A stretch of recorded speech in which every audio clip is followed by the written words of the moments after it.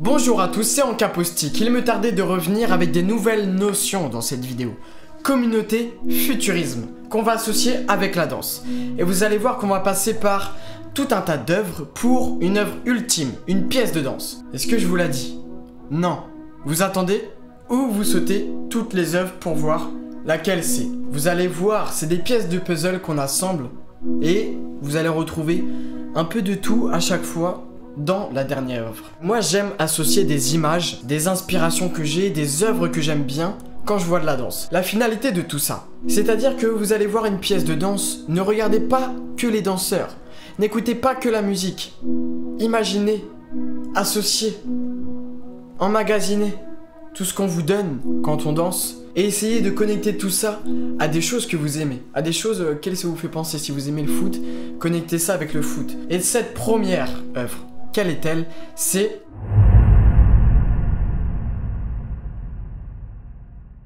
et là, forcément, c'est le film de 1960 que vous voyez. Et donc, je vous ai dit qu'on parlait de communauté et de futurisme. Elle ne danse pas, cette communauté. Vous allez voir, la danse vient au deuxième sujet. Cette communauté, elle est intéressante parce que vous voyez les costumes, vous voyez la tête des personnages, et bah c'est à peu près ça qu'on va retrouver dans la pièce. Alors, le petit topo sur l'histoire, c'est un inventeur qui invente une machine à explorer le temps, il voyage et il atterrit 802 000 ans plus tard dans cette communauté. Et donc, tout le film, tout le livre, il recherche cette machine pour revenir en arrière à son époque. Et donc, il galère, il passe par toutes sortes de péripéties, il rencontre une femme qu'il va aimer. Il n'y a plus de masculin, féminin, ils sont tous plus petits, mais le gars, il tombe amoureux.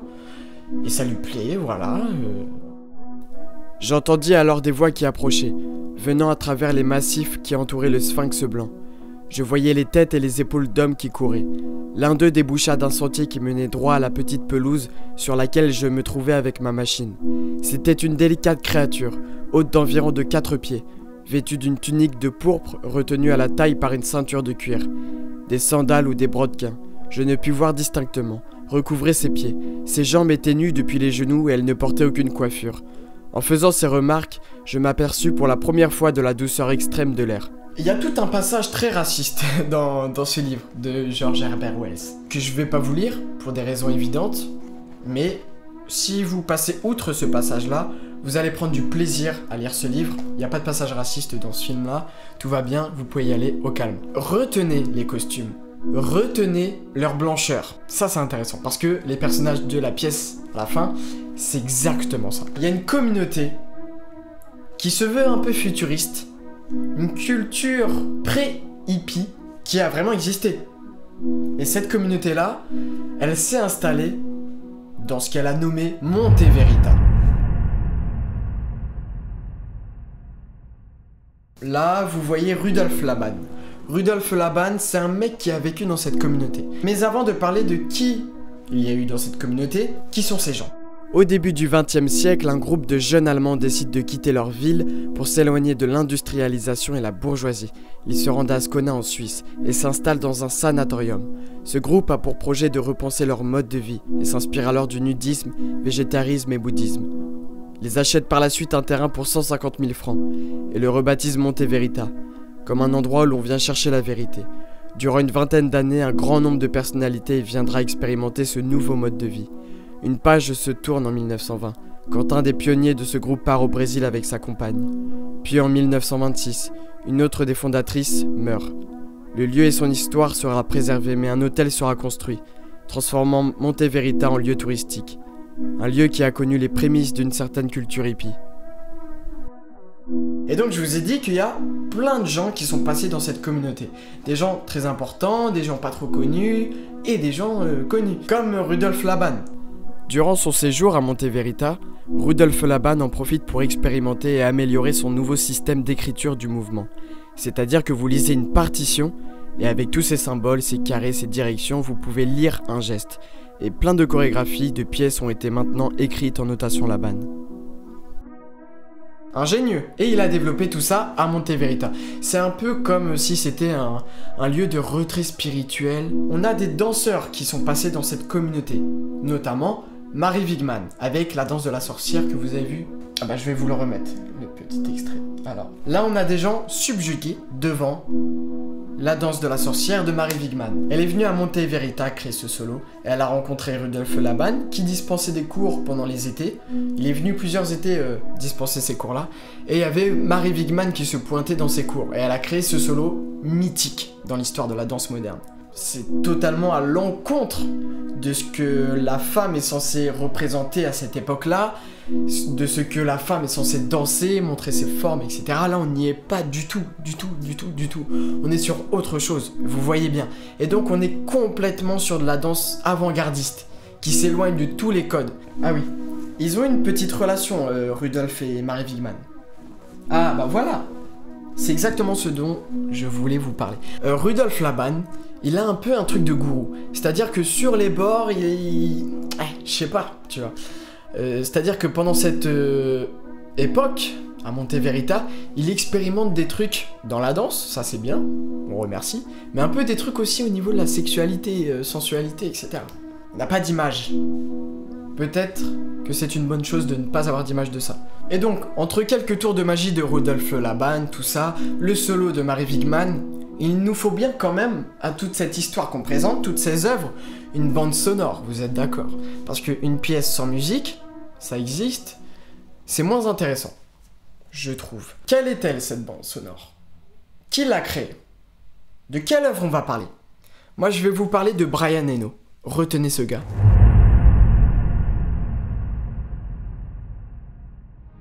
Petite transition, Brian Eno, il y a un film qui a été fait à son sujet, donc The Man Who Fell the Earth, entre 71 et 77, donc qui raconte son histoire. Et là, si ça vous intéresse, je vous envoie une playlist, donc avec tout ce qu'il y a de marqué, etc. Hop, je vais le mettre ici, une playlist. Et j'ai contacté un mec sur internet qui disait pouvoir m'envoyer le film, mais en fait c'était 30 €. Bon, j'ai pas pris. Brian Eno, c'est un compositeur du XXe siècle, de musique contemporaine. Plutôt. Il a de ça intéressant qu'il a créé toute une esthétique, la musique ambiante. Et si vous voulez encore plus de notions que je vais aborder là dans cette vidéo, parce que je vais aborder que 2-3 trucs sur la musique ambiante, je vous conseille une autre lecture. Tada. C'est Ambient Music, Avant-Garde New Age, Chill Out et Cinéma de Jean-Yves Leloup, et donc qui raconte à travers toutes ces belles pages l'histoire de la musique ambiante. Et notamment, il montre quelques albums mythiques de cette musique, intéressant. Et donc ça, c'est la bande-son un peu des œuvres qu'on met en relation, et qui va donner la pièce de fin de vidéo, je vous le rappelle. Bon là, je vous le dis, la pièce de la fin de vidéo, c'est Kites de Damien Jallet. Et donc vous allez voir un extrait, vous allez reconnaître tous les gens que je vous ai dit, c'est sûr et certain. Brian Eno, il a inventé un genre musical, la musique ambiante. Comment il a inventé ça? Son histoire est passionnante. Il a eu un accident de voiture, et pendant qu'il était à l'hôpital, sa femme est venu lui rendre visite pour prendre de ses nouvelles, tout ça, j'imagine. Et Brian Eno, la musique, ça lui manquait. Et donc il a demandé à sa femme de lui jouer un vinyle là qu'il avait sur le côté. Et en fait, sa femme, elle a pas mis le volume assez fort. Et donc, il pouvait pas profiter pleinement de sa musique. Mais c'est bien, parce que ça lui a fait prendre conscience de quelque chose. Que si tu mettais la musique à faible volume, et que tu rajoutais un peu des sons d'ambiance, des sons comme de la pluie, et ben ça crée un subtil mélange. Et c'était la musique ambiante. Il raconte dans le livre que Brian Eno, il a eu conscience de cette musique-là, il l'a inventée comme ça, parce que la musique était trop faible, et elle se mélangeait au bruit de la pluie qu'il y avait dehors. Ok, il y a une musique à faire par rapport, pas à la météo, parce qu'on va pas faire une musique pour la météo.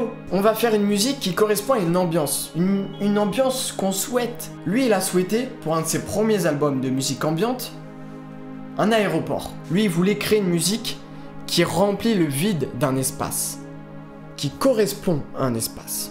Bon, il y a autre chose que les aéroports. Il y a les salles de théâtre, il y a les films, il y a la machine à explorer le temps, il y a Brian Eno.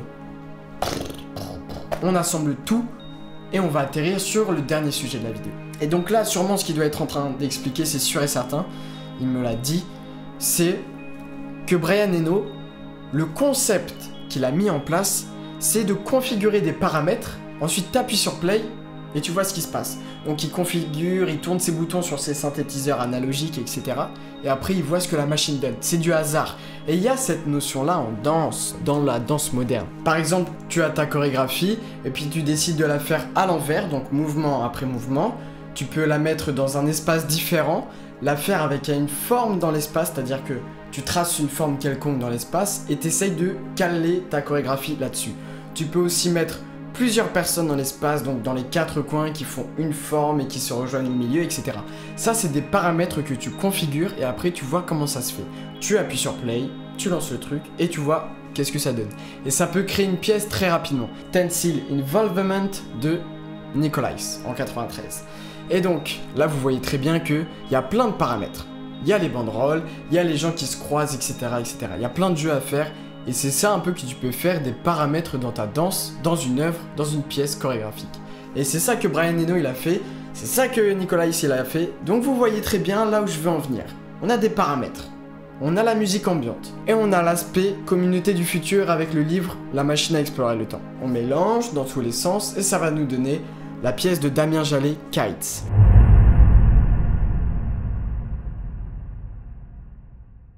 A life ends and a party begins.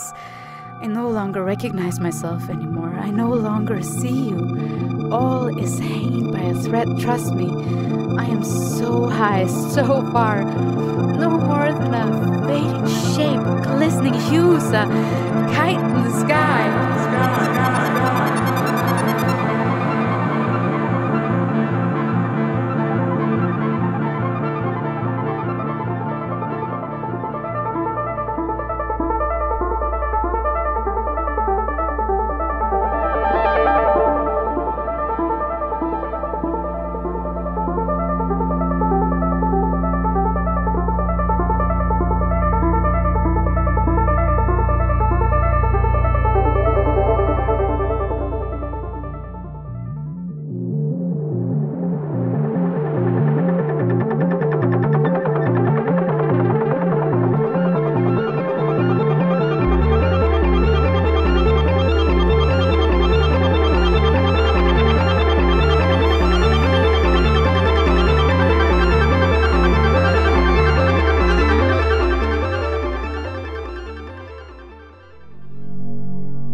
Et donc voilà, probablement la meilleure pièce que j'ai vue depuis très longtemps. Kites de Damien Jallet, qui réunit exactement tout ce que je vous ai dit. Là vous avez aussi une belle scénographie avec une espèce de grande parabole, les gens marchent dessus. Je vous ai dit au début de la vidéo de vous souvenir des costumes du film La machine à explorer le temps. Là on retrouve un peu ça en fait. Et à en lire la note d'intention du spectacle, on n'a pas l'impression que le gars est allé chercher les inspirations que je vous ai citées. Pour cette nouvelle pièce, le chorégraphe franco-belge reconduit quasiment la même équipe qui a assuré le succès de Skid, avec le plasticien new-yorkais Jim Hodge au décor et le styliste Jean-Paul Lépagnard au costume. La musique est cette fois signée Mark Pritchard, un proche collaborateur de Thom Yorke. Signifiant cerf-volant, Kites nous rappelle que la vie et la danse ne tiennent qu'à un fil délicat qu'une brise pourrait souffler, mais son envol utilise et déjoue les forces contraires, tel espoir qui nous submerge et nous donne la force naturelle de résister. Sauf que, mine de rien, moi j'ai l'impression que c'est tout ça qu'il a assemblé. Et cette pièce elle est magique et je vous incite à aller la voir dans un théâtre quelconque. Et ce que j'aime dans cette pièce, c'est qu'on a vraiment l'impression que c'est la communauté du début dans le film qui danse.